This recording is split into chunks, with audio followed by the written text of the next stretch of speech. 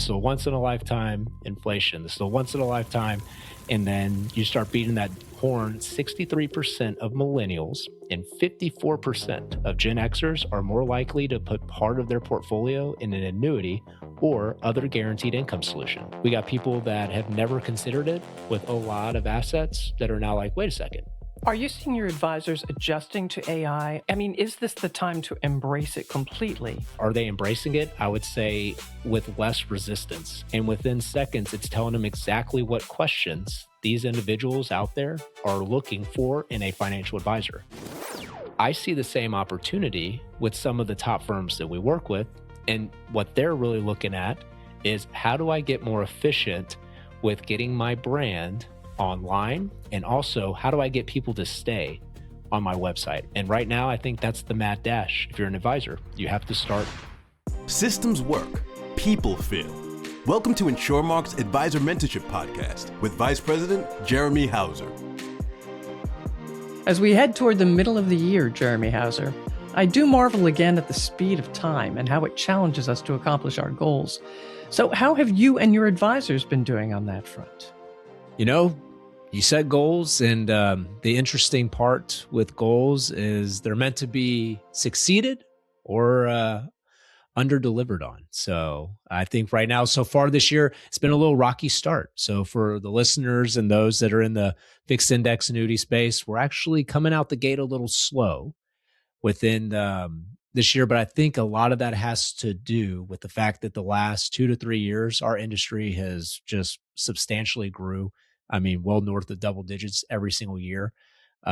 So usually when it comes to goals, you obviously want to continue to hit bigger numbers. But in reality, you also want to be very observant during tough times to take a look back, reflect, and make sure you got a good engine to grow for the next 5 to 10 years, not just in 1 year. So a lot of my advisors have actually this year been utilizing some new systems that they're starting to do. They saw some good opportunities towards the end of last year, opportunities to get in front of new type of prospects and clients like the Gen X, Generation X individuals, as opposed to only focusing on baby boomers.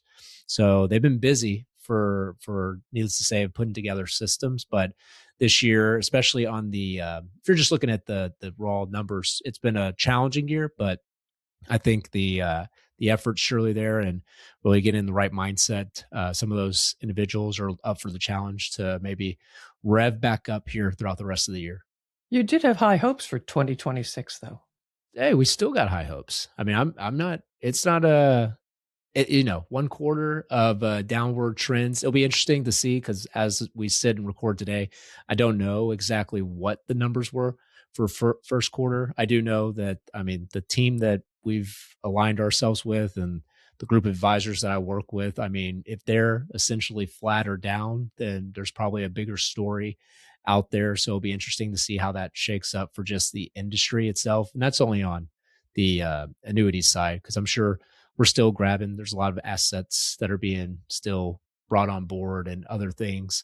But I'm still pretty optimistic because, like I said, we got not just very competitive products. This has actually helped, I think, some of the companies that are offered in this space to become more competitive, because they are off to a slow start. So they're getting a little more aggressive, which is fine, but it's good for competitiveness when it comes to other carriers that are trying to become a better rate, give the consumer a better product.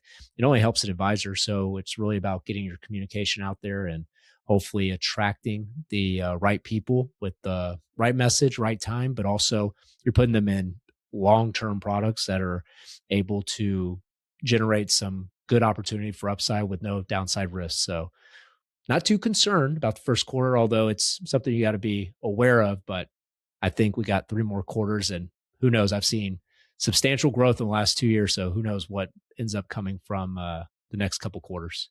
Or what do they say? Challenge makes us stronger. Is that what you say, or who says it? Somebody says that. I heard that. Is that like Kelly Clarkson? Who's that? No. What doesn't kill you makes you stronger. All right. Anyways, yeah. There's probably a country song with that theme. Yeah. All right. All right. You, not too long ago, you were talking about a group of advisors you challenged to think about 2028 and where they saw themselves then. Talk about that. So 2028, and I had one of our actual mutual friends, Matt Halloran, asked him that question about 2028 as well too. So just getting people to start thinking outside of the norm. 2028, the reason why I think that is going to start to stand out for people is obviously the mindset shift of putting yourself 2 years from where you're currently at, and am I getting to that particular point in my life? Am I making the right habit adjustments? Am I doing certain things throughout the day to really strive to become that better version of myself 2 years from now? Or, I mean, the real thing is the challenge of letting go of things that are just setting you back and you're not able to grow accordingly. So 2028 is an interesting time because how fast our industry moves and how technology continues to evolve, especially, you're going to be really in a new economy. I mean, you just look in the last 2 years alone, it went from, you heard a little bit in the media about AI, you hear a little bit about a couple things around just inflation and all these different conversations where they're just kind of bubbling up. And then fast forward, I mean, that's real life today. And that's probably everything we hear. So now it's advisors and just individuals having to make adjustments to the current scenario they're at. So the puck, where's it going for 2028? We're going to see consumers, especially those that are doing retirement planning. And as they're looking to continue on that thought process to, how do I make sure I don't outlive my money? Is there a better way than the 60-40 blend that's out there that's been banged into us for the last, multiple decades? And the answer to that is probably so. And how are they getting that information? Is it on just TV? Is it only on radio? Well, we've seen podcasts, we've seen social media, we've seen a lot more people addicted to their phones. So advisors are starting to go where that puck is going and not just get their messaging out more as a digital footprint, but also they're able to now start to realize that Gen X and the younger generation, who are very open to having a conversation around retirement planning because they don't want to lose necessarily anything. Those individuals are not getting that type of education through TV and radio, where maybe their business has been for years when it comes to marketing. So a lot going on in the next 2 years, but advisors are taking the right steps to put systems in place to really build out that digital footprint, as I said earlier, is what I'm seeing. North American has redesigned their award-winning Secure Horizon suite of FIAs to be more resilient in volatile markets. And effective March 10th, they added the S&P 500 Distance Stabilizer Index. This measures volatility over multiple recent time periods, which allows for flexibility to navigate short-term spikes and increase exposure during subsequent market rebounds. It aims to track the pure S&P 500 without a fixed volatility target, bonds, or commodities. It's available on the 1 year, the 2 year, and also their very popular laddering strategy. They have also recently added the straight S&P 500 annual point-to-point cap strategy to this suite of products. Not that commissions are important, but North American is also running a 1% commission on all of the Secure Horizon FIAs effective March 1st. When is the end date of this special, you may be asking? Well, at this point, there is no end date. So take advantage of this opportunity now. For more information on the North American suite of products, feel free to go to www.insuremarkamp.com/J Hauser and click on Learn More.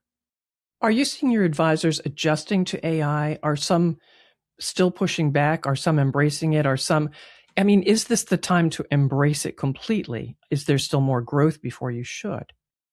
It's a good question. And I literally, our May mastermind call, one of the individuals on that call itself, Matt Halloran on episode 112, he asked one question during that particular podcast episode that we did. And he said, if you're an advisor, I want you to ask this one question to AI and just hit enter and let's just see what the answer is. And you're going to be shocked at it. So one of the advisors actually did exactly what he said to do. And so we talked to him on the call earlier today and just said, hey, you wrote me an email following that episode of like, hey, I just listened to Matt. I did exactly what he said. And I was actually shocked. And what I started to notice, this is the advisor speaking, is that there are different systems and processes to leverage AI in order to be a little more competitive for the marketing of what they're doing inside of their business. And I really think where, and this individual, so he's I believe actually a boomer as well too. So he's a little resistant to AI, but he's still using it because people are telling him to use it.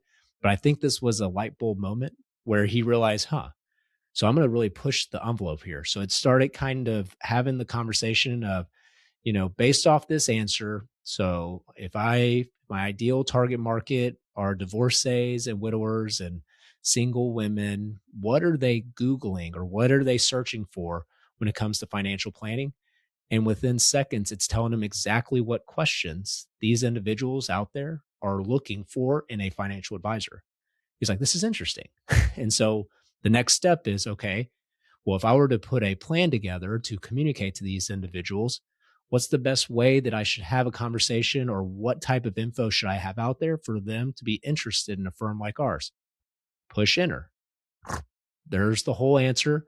And he's now implementing that process because within just a couple of clicks in a conversation, within 5 or so minutes, he now has a 90-day business model of what he's going to be doing for marketing with his current clients, but also certain verbiage that he's going to start to look at to get a deeper relationship with his current clients, but also the outward messaging to prospects and those that are not currently with him in order to generate just some buzz for possibly a conversation to see if they might be a good fit. All that within just literally 2 to 3 questions asked into AI. So the question that you asked is, are they embracing it? I would say with less resistance at the moment. So it's definitely getting a little more to where, okay, this thing's not going anywhere. How do I use it? How do I make it to where it doesn't completely remove me? Because it's not going to cancel out the advisor, because you still need that personal people connection in order for people to make a big decision, like what their financial plan is going to be. And they also have that emotional attachment to the person that's helping guide them. So it won't ever necessarily remove the advisor, but as a business owner, how do you become more efficient? And that's what they're leaning more into. I see. And you often talk about what separates great advisors from average advisors. I'm beginning to think you really like AI as one of the tools they can use. It is. I mean, if I just look at literally the top people of our firm, the ones that are on stage at Founders Club, the ones that we continue to have some just great rapport with, but those are the ones that are always pushing themselves to get smarter. They're always looking for ways to get more knowledge every single day. They're never comfortable. And those that are happening to utilize AI in their business, those are the ones that tend to continue to stay at the top of the leaderboard lists amongst our group. And in the same breath, it's not just the leaderboards that are important, but it's the mechanics of, if they are going out there and they're trying to become better business owners, better people, how do I buy back more time to also give my time into, is it my business? Is it my spouse? Is it my kids? And that's really where you can start blending all this together to where things that may have taken you 10 hours a week to knock out these below the line activities, maybe we hire people, or those things that now my staff member can actually delegate to AI. Now the staff member has freed up time to where they can focus on more revenue generating activities. Or as an advisor, maybe they don't necessarily hire that additional staff member that for that particular work, it might not be needed, but they can make sure that their other employees are not being, I would say, overwhelmed by tasks that are probably underneath what they need to be doing anyway. So it's an interesting time over the next 12 months to 24 months of figuring out what roles each one will play, but making sure that you're also staying ahead of all the technology and curve out there. So advisors are operating more efficiently and focusing on revenue generating activities instead of only just focusing on, the concept of what's the next marketing message that we're going to put out there. All right. You've been doing a lot of traveling so far this season. Tell me about that. And what more is coming up? So we did, let's see here. Yep, we had Founders Club in first quarter. We went and I saw a couple of advisors here not too long ago. Unfortunately, I wasn't able to make one of the travel plans that we did, but we had a group of 9 advisors um, that went out to Ranch of Rock Creek out in Montana. And that was an incredible time. So heard back from those individuals that they were just through the roof. It's one of those mastermind groups that they get the opportunity to share best practices here coming up.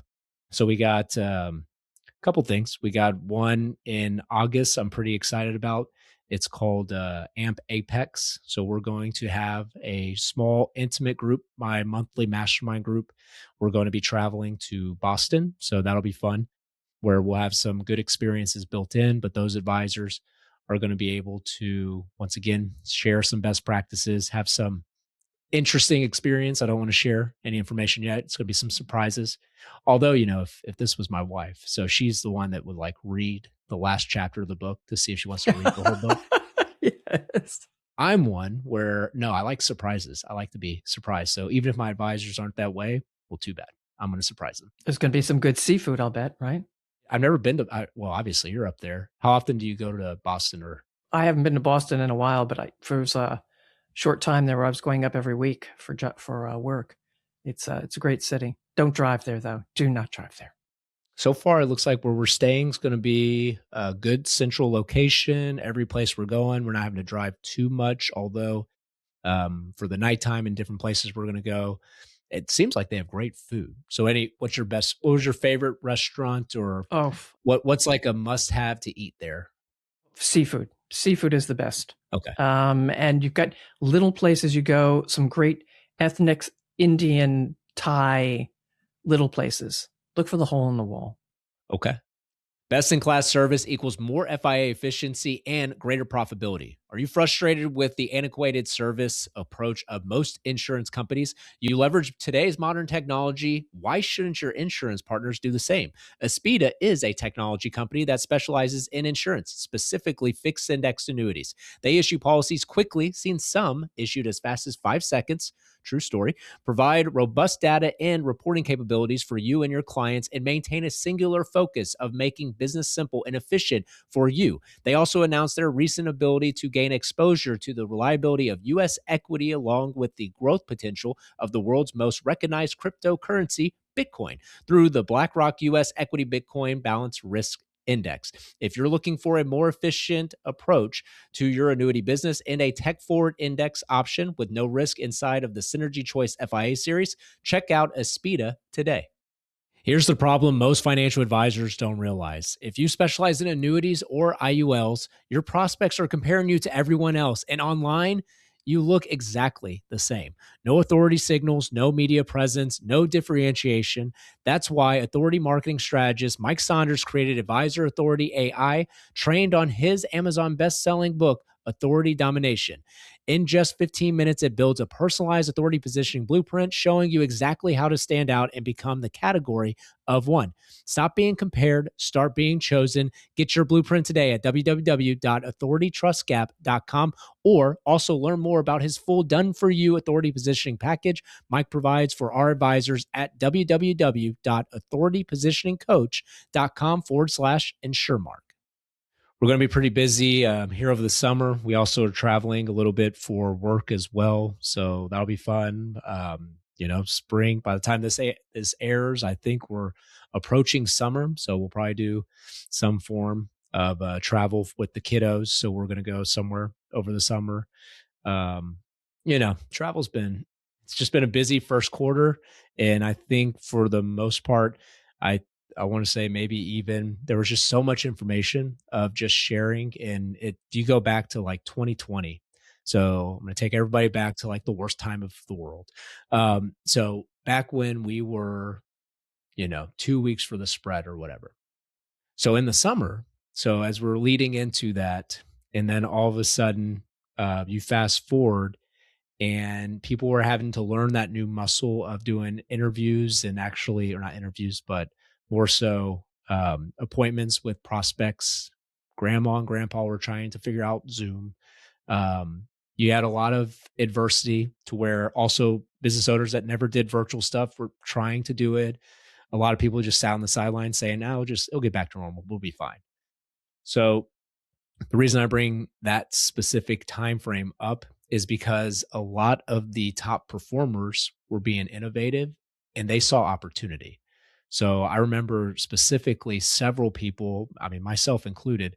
So we ended up building an actual office at our house. So it was like you see kind of what's going on. And then those that are risk takers are like, you know what, I'm going to lean into this because it seems like everybody's kind of just sitting back and they don't know what to do with it. So I'm going to lean into this opportunity of instead of us, having to be confined to small spaces, do Zooms, I'm going to build a studio.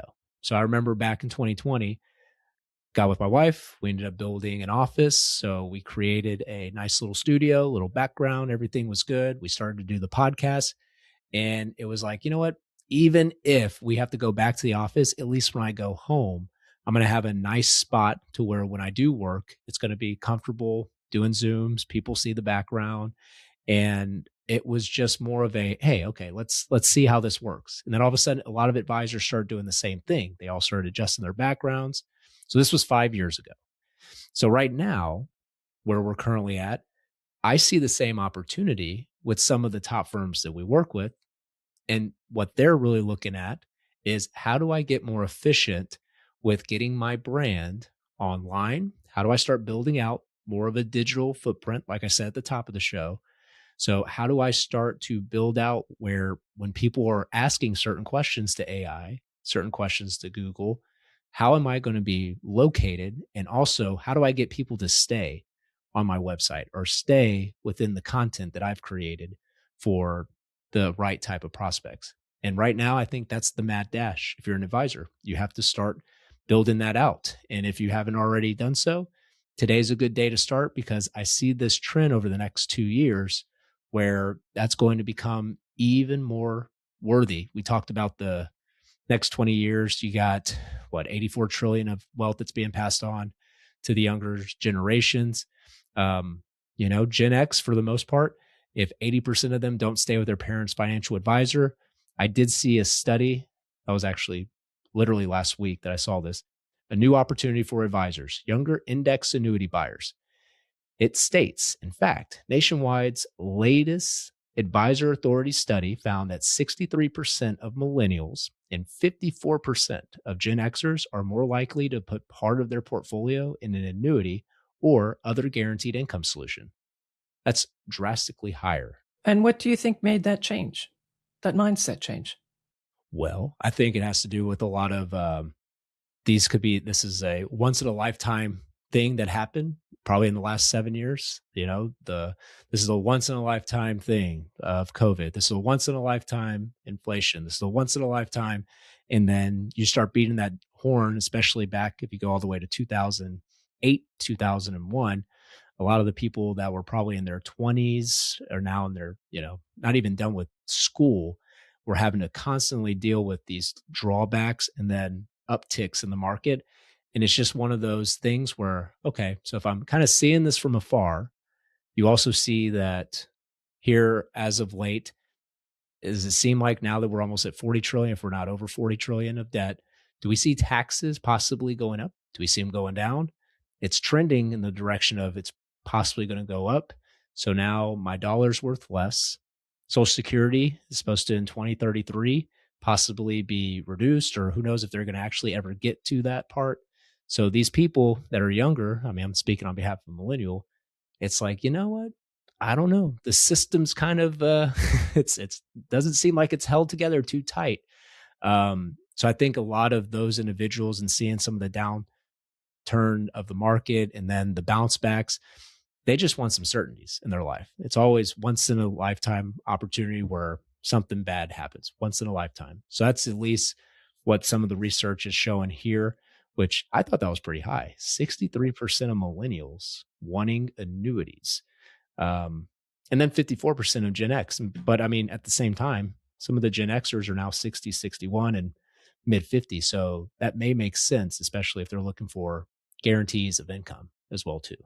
New product alert. Revel One Financial is continuing to rev it up. At Revel One Financial, their mission is to revolutionize how people feel, think, and experience retirement solutions. They are bringing unmatched agility, speed, and innovation to the fixed annuity industry. And now, Revel One Financial just announced their latest product launch, introducing a Rev fixed index annuity with a 10% 7-year guaranteed cap rate with the S&P 500 1-year point-to-point index interest rate on the 7-year product.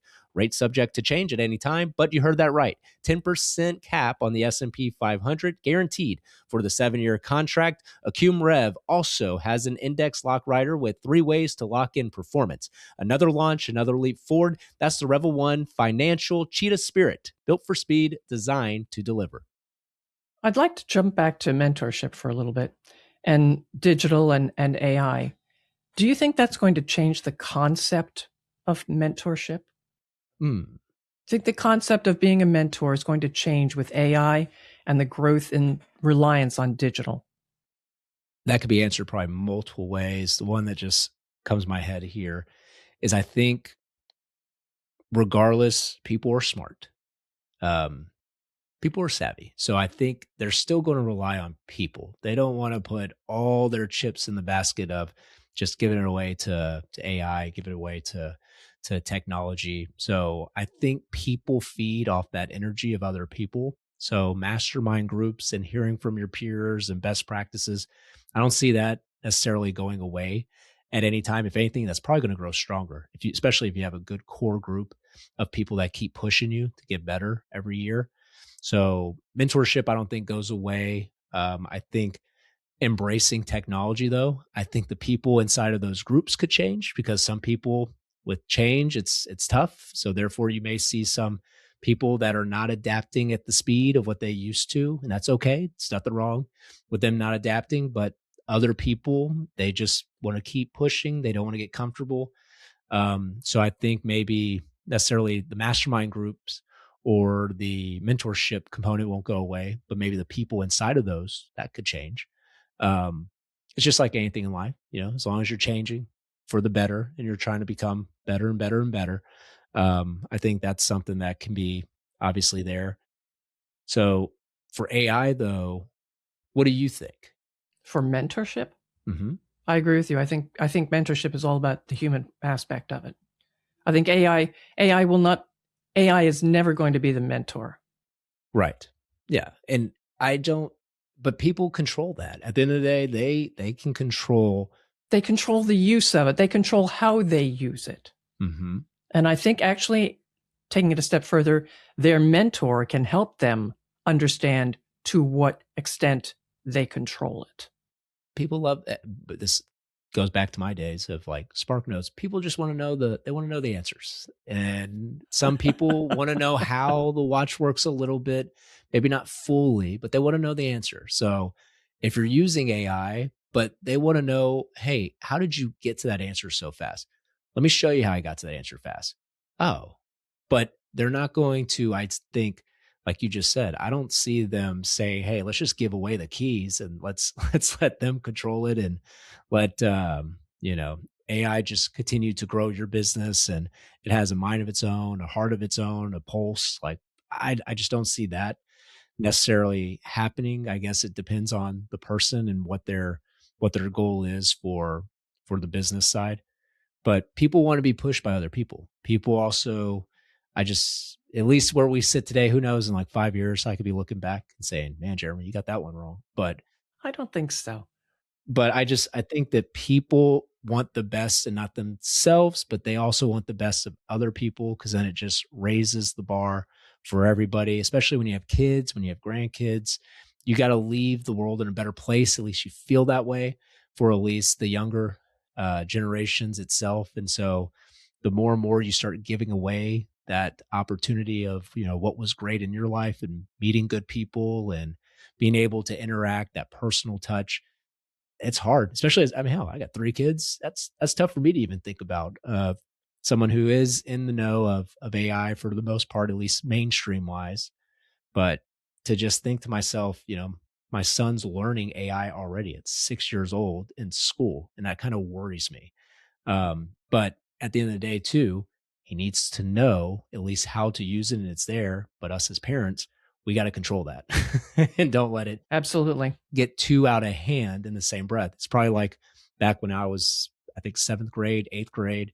Um, Literally, we were learning. That's when AOL and that's when the World Wide Web came out. And here we are. I'm 12 years old. I'm in my prime. And I'm learning the keyboard when basically parents and everybody else was learning the keyboard. So it was like, man, 12 years old, here I am learning how to type just like everybody else. so, um, so I think it's the same thing though. You got to make sure that you're staying up with the time, staying innovative, because there are going to be people and there's going to be businesses that are coming into our space. If I just go back to the financial space, there's opportunity. I mean, there's so much money that is in motion here over the next 20 years. If you think for a second, these big corporations and institutions are not trying to get into the financial space, you would be very naive to think that. So as advisors, you got to make sure that you are standing out. The best way to stand out, customer service, experience. You have to stand out. What do Gen Xers, the people that are going to be inheriting this money, the millennials that might be inheriting the money, what do they look for to make financial decisions?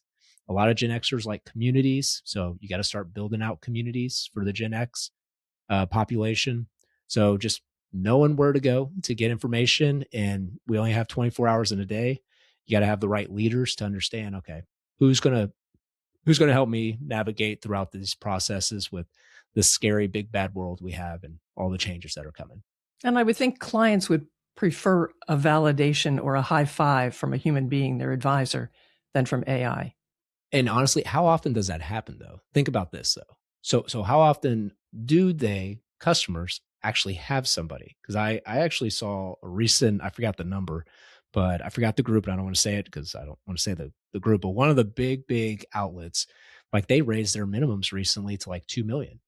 And it just keeps getting raised to where minimums in order to meet with these big offices and have an opportunity to go into the building that has 42 floors as a customer. But in reality, there's a lot of people out there that don't have $2 million to their name. So where do they go to get financial advice? And so there's that opportunity for a lot of advisors to where you got to figure out your niche. Like, who do you work really well with? And even those that do have 2 million, they get a pizza party. I mean, what happens? Like they come on board. I don't know. Like, what is their client experience? Do they call it 800 number and then it's free for all? Do they actually have a personal relationship with people? So I think that's where in the next several years, advisors that are leaning in more to experiences, becoming more of a opportunity to where when customers work with them, they know they're going to get somebody live. They know that they have a team behind them to work with any specific financial questions they got, but also like, do they get to meet people similar to them throughout that experience? Are there events they get to go to meet other people that maybe help them in their business? Is there consistently growing the mind of self-development that's in there?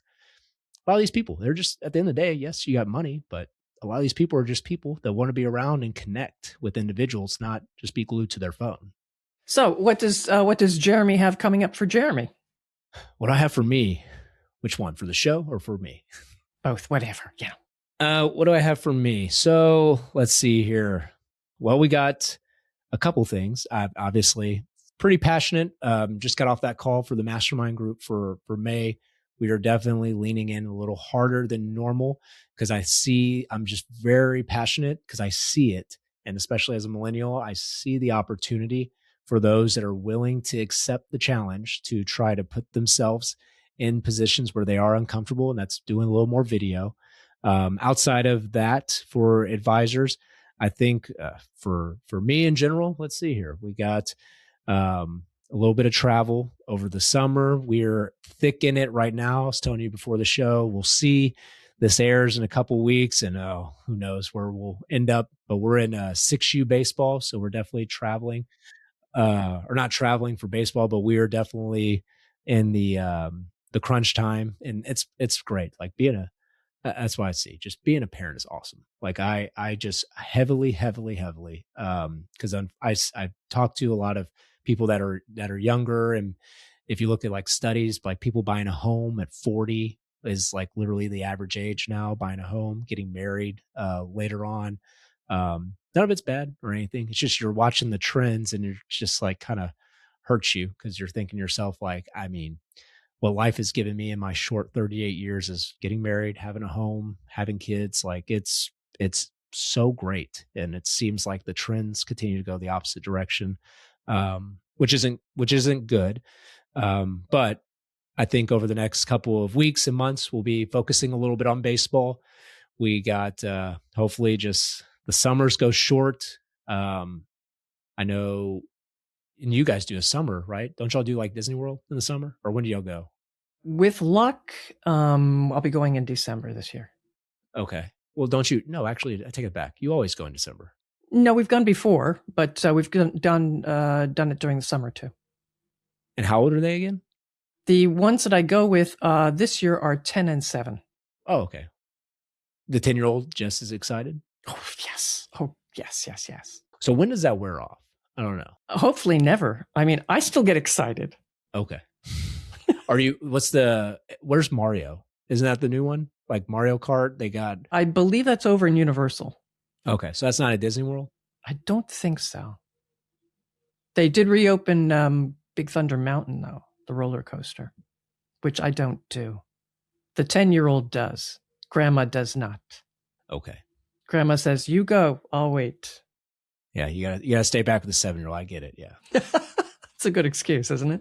Yeah. So I don't know. So we got a couple of things on the horizon here for I think not just the family, the show itself. So I got a couple of guests that will be at least here in the next month or so. That will be a great conversation. I mean, going back to, it's insane. Some of the groups nowadays, like what you can find out online just kind of blows my mind. And even though you know it, but then when you see it, you're like, man, how do you have that much information? Data is data. It's crazy. So I'm going to have probably a deep dive into data, more so building up for what the advisors need to be looking at here over the next at least 12 months to 24 months. And that's really where the puck's going in our industry, is figuring out how to get the right message to the right person, how to communicate that in a way to where it's not, I would say, aggressive, but more so people want to be educated. They want to do things on their terms. They don't want to be pushed in a direction to where they feel like somebody is what's in it for them. They want to make sure that they're doing a lot of self-learning. So it'll be interesting having a conversation with one of our upcoming episodes. The other one is more deeper dive into AI. I'm really not this like huge AI person either. So that's why I bring people on the show to talk about it, because I know it's a nice, timely topic, but there's just so many ideas out there and really smart people who we're honored to actually have them on the show and talk about some of these things. Like it's incredible because I always get at least an idea or two. And I live for the fact that, like I said earlier, we get one of the guys who is on the Ant Mastermind group today sharing that what he took away from one of the previous episodes, how he's implemented it. And like, that just like makes it all worth it. Watching that. In fact, going back to that. So we had Ronnie. So now that episode is out and about, Patrice, you had the opportunity to kind of sit there and listen to him a little bit. So not too deep of a dive, because I know you want to teach us everything about it. But what was your actual thought for those? If you were listening to this episode, you haven't caught the Ronnie Sacca interview, as somebody who's not even in our space, what was your biggest takeaway from listening to that? I was blown away by the intellect. What they are doing. I mean, you've heard of indexes or indices. You've got your market movers, whatever. But what they're building, what they have built to see trends, it's not even forecast, although you can extrapolate from it. But the trends that they're seeing and how they're connecting the dots was really fascinating. And I don't even pretend to understand half of what goes into it, if even 3/4 of what goes into it. But what they can pull out of it and what they can develop information-wise was wow, just really wow. As a financial professional, balancing income needs today with planning for tomorrow is not easy. That's where Talcott Financial Group comes in. New name, proven strength, built on decades of experience and backed by over 126 billion with a B of assets. With Everguard Assurance 10, you can deliver competitive guaranteed income through Early Path for income now or Future Path for income later. Stronger income, clear choices. Talcott Financial Group is built for what's next. See talcott.com/resources for more information. That's Talcott, TALCOTT.com/resources. It's interesting to hear you say that too, because I mean, as just like somebody who is just listening in to that, it's a whole new, I mean, it's a whole new asset class. It's a whole new everything. It's like, how do you make phantom stuff into opportunity for people? And that's the thing of like when media and you got all these different sources that are putting things together and Right. we can choose a certain narrative, there's opportunity to where, hey, this is starting to be talked about a lot. It's being picked up by all these different sources. It's trending in the right direction. We're past a certain threshold. You know what? We should probably bundle into this narrative because this is what's going to end up seeing the best upside. And it's just like, hey, it's almost like a game. It's like, And they slice it so thinly too. yeah. You start out with a big amount of information and they funnel it down and then they can slice it. And you look at it and go, I see that there. Okay. I would not have seen that if I didn't have this index to look at. Mm-hmm. And so for someone like Patrice, so you actually understand. I mean, I'm not saying actually, I know you understood, but it's interesting when people are not in the industry and like, I mean, you're just very smart, I guess, Patrice. I mean, that I don't give you enough credit. So what, like listening to how it was talked about as somebody who is not in the space, why was it so fascinating to you? Because it's not just the space, it's information. I come from news, you know that. News is an aggregate of everything. So what he's doing is he's taking news, he's taking developments, he's taking the data, and he's marrying it all together to see the trends. My big question to him would have been, you're having these long-term outlooks. What about a really short-term index? I kind of asked him and he said it's in there. It's in the big long-term indexes that he has, but they don't pull it out per se. But can you imagine the power for a very short-term index, say a day, 3 days, a week? Oh yeah. You know? Well, and it's interesting because I think the vehicle that he's operating in, since it is that specific index is a fixed inside of a fixed index annuity. And so those are longer term products. The rebalancing component, which he talked a lot about in there. So it's not like you're set it and forget it. It's long-term opportunity for growth, but how often they're rebalancing, I don't know. Maybe there is that component into it. So he's got to still stick to the parameters of what the design is. But it's been, as we're watching this thing and tracking it, it's fascinating because we're seeing indexes go down, this one goes up, and then you're just like, okay. And it just, I think it takes, I mean, everything against, I guess, what we just talked about in the episode, but it almost removes the human component because there's no bias in there. In a sense, but there is bias in there because he's using news reports. So not just, cut and dry news. He was also pulling in other sources, which means there will be a bit of bias, but it could very well be canceled out by another source. Correct. And I'm sure they correct for that.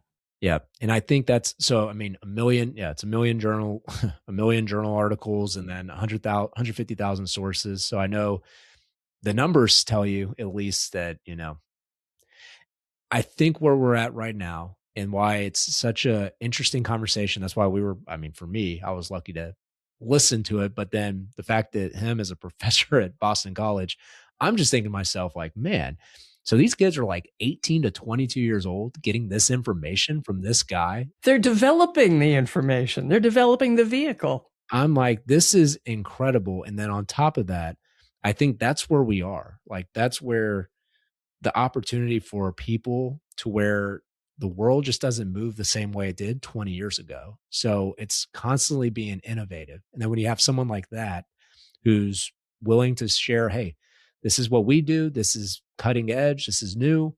this is what the resource, these are what the times have actually done, and this is what we've actually done throughout it. We're just seeing the industry itself for just in the fixed index annuity space just continue to evolve. And when I see statistics here, 84 trillion being passed on to the younger generation, I'm looking at this article right here in my face, 63% of millennials and 54% of Gen X, they want basically an annuity or other guaranteed income solution inside of their retirement plan. I mean, there's no better time right now to get into that new economy of AI, technology, a lot of the stuff that wasn't around 20 years ago. You got to be starting to think, and that's what I'm starting to see, at least on my end. I'm seeing more of these RIAs, people that manage a lot of assets. They're asking questions about annuities for the first time in forever. So, and annuities have been such a whatever bad curse word and black eye. I don't know why or how that even happened for years, but it's interesting because that's where the opportunity is. Those that aren't even utilizing these solutions right now, we got people that have never considered it with a lot of assets that are now like, wait a second, tell me more about this. And so that's why I'm pretty optimistic, especially for the advisors that we also work with. That's why we got to keep on moving, because eventually a lot of these people right now that have the current customers, they're refusing to offer it. So that's where the opportunity to, hey, bring a better solution to that consumer. That consumer will start working with you before the time comes to where they start offering it for their own customers. So, but yeah, no, I appreciate your perspective on the Ronnie one, because I myself, like after I left that call or that episode, I was like, man, I'm not worthy. There was so much. There was so much. And as you say, to think kids, to me, they're kids, are developing this with him. Whoa. Mm-hmm. I learned Fortran back in the day. And I don't even know what that is. It was a computer language. And if you had to type cards, and if you missed a space or a wrong symbol went in, you could hand in a stack of cards like this, expect to get a printout like this. You'd go, because you had to share the big computer, you'd put your cards in, you'd come back an hour or two later, and your printout was like this. And you knew you made a mistake. And you had to go find it in all those cards. Now today, I can make a typo when I'm searching something, and I get back an answer anyway. Patrice, I will tell you this, right? It's a great story, by the way. But when I write an email, I basically see all the lines underneath my email as I'm typing it, because Google just knows better than I guess. And you would just think to yourself, like, I am just a walking, breathing, run-on sentence. That's all I am. They're like, hey, clean up that sentence. This is what you meant. I'm like, that is what I meant. I'm like, man, this doesn't sound anything like me, but okay. But that's where we're at. But probably to my fault though. I mean, that's probably not even right sometimes, but Well, what is right is the question, Jeremy Hauser, how can people reach you if they want to talk to you? Well, they want to talk to me. LinkedIn's the best way. So just connect with us on LinkedIn. Also, the YouTube as well. So we're starting to get some good traction there. So we're going to continue to launch these episodes every other Tuesday at 9 Central. So, but LinkedIn and our website. So I'm around. Social media will be there. So, but we're looking forward to really the next couple of episodes. And for the most part, I think we're very appreciative to those that continue to stay with us. We are well over 100 episodes, and a lot of it has gone in. I'll leave you with this though. In 5 years now, so 5 years ago or 6 years ago, was back when things were changing. I think where we're at right now, especially when I see the first quarter, where the industry is, I see opportunity, because in 2020, that was probably one of the worst years in the FIA space for years. So it actually went backwards in 20%. Our team of advisors grew 23% in 2020, even though the industry went backwards. So it goes back to systems and processes. So although we might be down at the moment, I think right now, that's where the nudge is to really lean into, all right, with this opportunity, how can I put my practice in a better space to take advantage of the next 2 years, 3 years, 4 years on? And that's really just continue to listen to the show. You'll get some really good ideas. Listen to some of our previous episodes, and then find us on LinkedIn. There you go. Absolutely. All right. Well, you heard him. To learn more, check in with Jeremy. And follow, like, and share this podcast. Go back and look at the one with Ronnie. Really good stuff. Be ready to sit back and be amazed. I'm Patrice Sikora, and thanks for being with us.